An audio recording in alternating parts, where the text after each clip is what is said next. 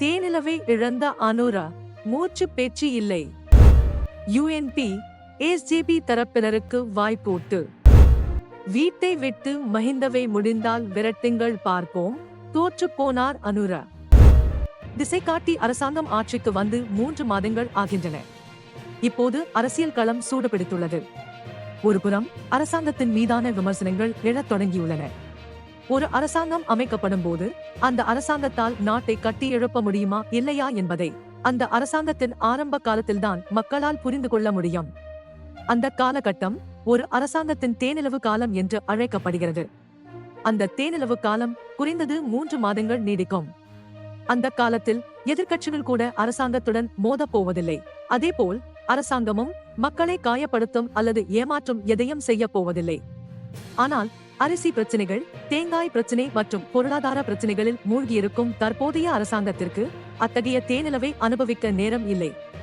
அதனால்தான் இந்த அரசாங்கம் அதன் நேர்மையை இழந்துவிட்டது என்று பலரும் கூறுகிறார்கள். இதற்கிடையில் பல்வேறு காரணங்களால் நீண்ட காலமாக தாமதமாகி வரும் உள்ளூராட்சி மன்ற தேர்தலை அடுத்த ஏப்ரல் மாதத்தில் நடத்த முடியும் என்று தேர்தல்கள் ஆணையாளர் நாயகம் கூறுகிறார். அதனால் அரசியல் கட்சிகள் இப்போது சாம்பலில் இருந்து எழ வேண்டும். கடந்த பொது தேர்தலின் போது திசைகாட்டி தவிர மற்ற அனைத்து கட்சிகளும் அட்ரஸ் இல்லாத நிலைக்கு தள்ளப்பட்டன.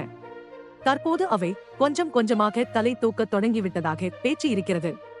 இதற்கிடையில் தேர்தல்கள் ஆணையாளர் நாயகம் தேர்தல் தொடர்பான வழக்குகளை விசாரிக்க தனி நீதிமன்றம் ஒன்றை நிறுவ வேண்டியதன் அவசியம் குறித்தும் பேசுகிறார்.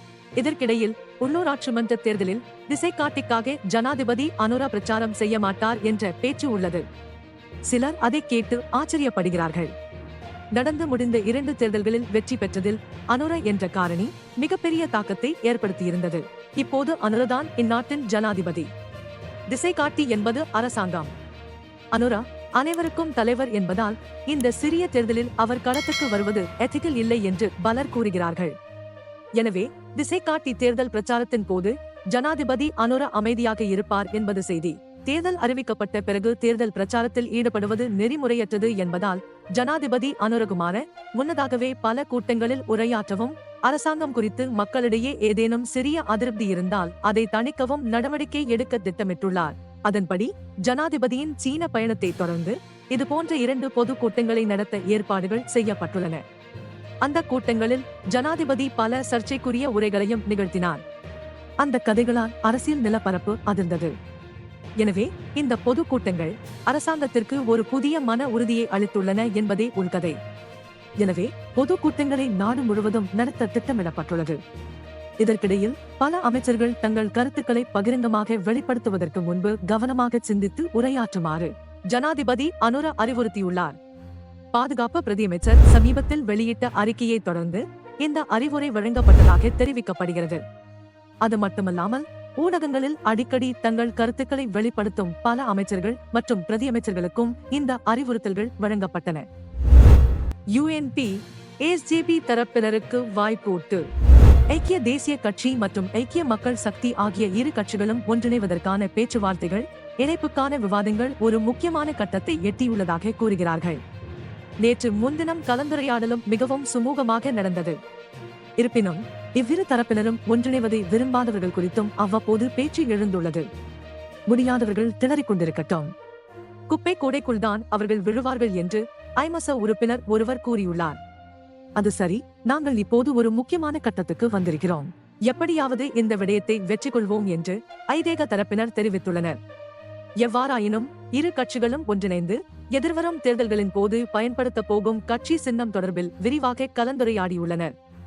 ஐதேக தரப்பினர் இதன் போது யானை சின்னத்தில் போட்டியிடுவோம் என்று கூறியுள்ளனர். ஆனால் ஐமசவினர் அதற்கு சாதகமாக பதிலளிக்கவில்லை. வேறு ஒரு கட்சி சின்னத்தின் கீழ் புதிய பயணத்திற்காக கட்சி முன்னேற வேண்டும் என்று அவர்கள் கூறியுள்ளனர். சின்னத்துக்காக முரண்பட வேண்டாம். அலை ஒன்று ஏற்பட்டால் சின்னம் தொடர்பில் கவலைப்படாது என்று அங்கிருந்த ஒருவர் தெரிவித்துள்ளார்.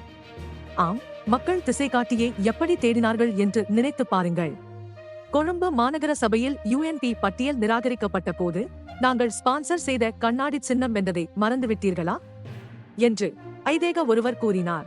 இதற்கிடையில் ஐக்கிய தேசிய கட்சியின் தலைவரும் முன்னாள் ஜனாதிபதியுமான ரணில் விக்ரமசிங்கவிற்கும் ஐக்கிய மக்கள் சக்தியின் தலைவரும் எதிர்க்கட்சி தலைவருமான சஜித் பிரேமதாசவிற்கும் இடையில் அடுத்த 10 நாட்களுக்குள் சிறப்பு அரசியல் கலந்துரையாடல் நடத்த திட்டமிடப்பட்டுள்ளதாக நவீன் திசாநாயக்க தெரிவித்துள்ளார்.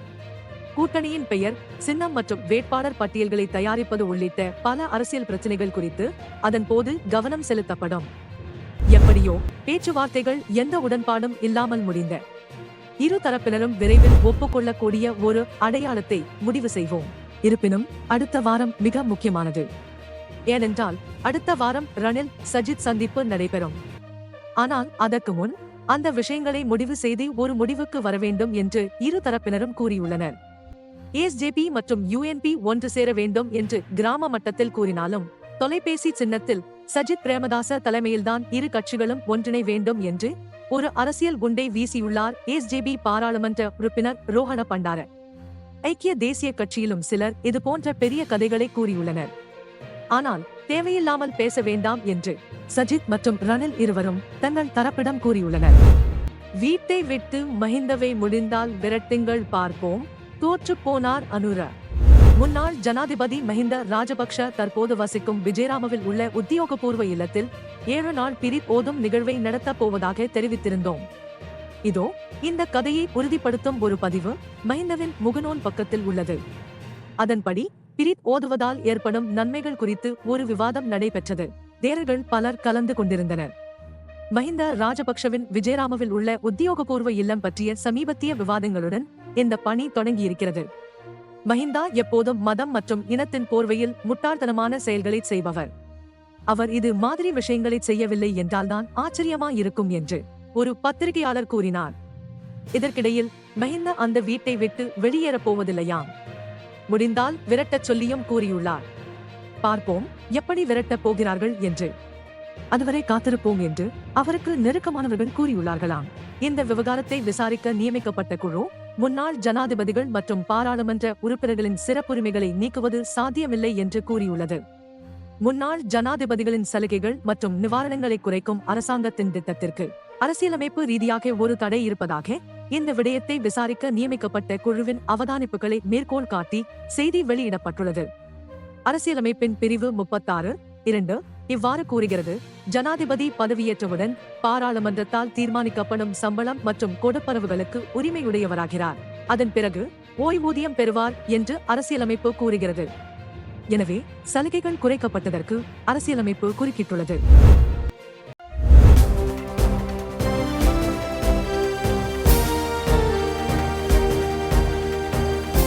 The Leader, දේශයට මග කියන ප්‍රවෘත්ති පෙළ ගැස්ම